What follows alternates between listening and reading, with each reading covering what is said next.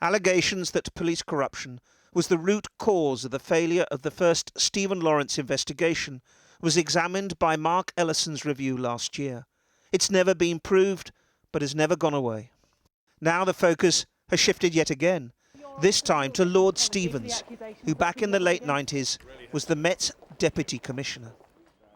This new inquiry has been prompted by a complaint from the murdered teenager's father, Neville Lawrence, who is still trying to get to the bottom of just why the Met failed so badly in the early years to nail his son's killers. It's not just going after, this is what I'm hoping, it's not just going after Lord Stevens, it's going after the whole company, the whole organization from start to finish. From the early days of '93, right back to now. Mr. Speaker, Stephen Lawrence was murdered over 20 years ago.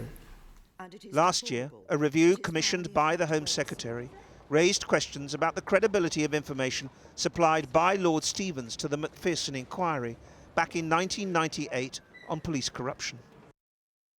In particular, in letters to the chairman, he wrote firstly that no officer or retired officer called to give evidence was under investigation for corruption at the time, but later revealed that new lines of inquiry had been opened into the alleged corrupt conduct of one officer, ex-Detective Sergeant John Davidson, but there was no connection to the Lawrence case. That is still ongoing.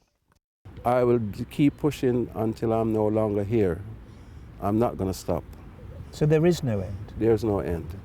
Because even after we've got some of the things that we hope to get, the effect that it's had on my life, on the rest of my family life, it can't be reversed. Lord Stevens told Channel 4 News tonight, "Step very carefully. I'm not putting up with any more crap about this." And quoting a letter he says he received from last year's Ellison review, "No one is suggesting that you did anything that was culpable in any way." The Independent Police Complaints Commission tonight confirmed to Channel 4 News it will be independently investigating Lord Stevens. But we understand it's rejected a request to look at how and why hundreds, if not thousands, of police corruption intelligence files were shredded.